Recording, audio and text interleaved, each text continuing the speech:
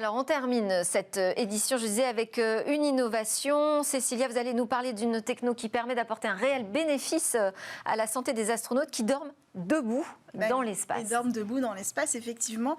C'est un sac de couchage high-tech qui va leur permettre de prévenir les problèmes de vision que certains astronautes peuvent rencontrer en vivant dans l'espace. Je m'explique. Sur Terre, la gravité va entraîner les fluides qui sont dans notre corps, donc le sang mais aussi l'eau qu'on a dans le corps, vers le bas au moment où on se lève du lit. Quand on a bien dormi, on se relève, ça s'appelle le déchargement. Et donc là, la gravité va faire son œuvre. Mais dans l'espace, pas de gravité, donc pas de déchargement, puisqu'en plus, de toute façon, on dort debout.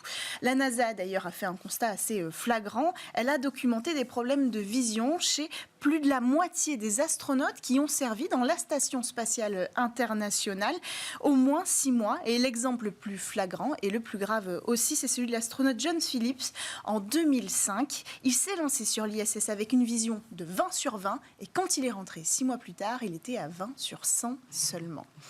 Et alors, comment donc ce sac pourrait y remédier? Alors, je vais vous expliquer comment. L'astronaute, il pourra se glisser dedans, dans ce sac de couchage qui en fait ressemble plutôt à un cône solide, en réalité.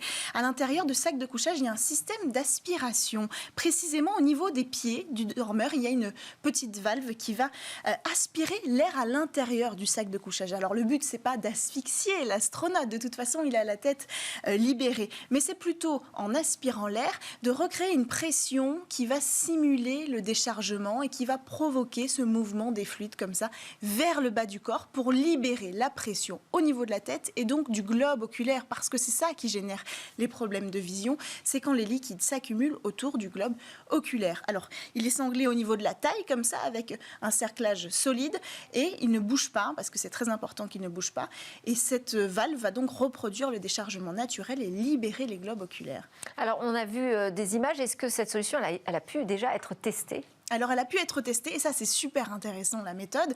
D'abord, il fallait reproduire les conditions dans la Station spatiale internationale.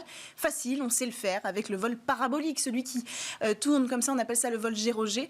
C'est une manœuvre de l'avion, et pendant quelques minutes, il se libère de la traction terrestre. Le plus intéressant, c'est qu'il fallait pouvoir mesurer ça précisément, c'est-à-dire avoir des mesures dans le cerveau pour savoir si la pression diminue ou pas. Et là, ils se sont tournés vers des malades, anciens malades, guéris du cancer, qui avaient un accès dans leur crâne encore des tubes qui avaient servi pour délivrer une chimiothérapie directement dans le cerveau. Une fois qu'ils étaient guéris, ils ont gardé ce dispositif. Les chercheurs leur ont proposé de travailler pour eux et ils ont pu mesurer l'efficacité, parce que ça fonctionne, et la diminution de la pression grâce au sac de couchage du globe oculaire. Merci beaucoup, Cécilia Sévry. On en reparlera de ce sac de couchage, sans doute dans le rendez-vous dans l'espace un jour, peut-être pas demain, mais rapidement, parce qu'on vous donne rendez-vous demain pour une émission avec un grand rendez-vous dans l'espace et aussi la grande interview. On va avoir en plateau une célébrité dans le monde de l'intelligence artificielle en France. Il s'agit d'Aurélie Jean.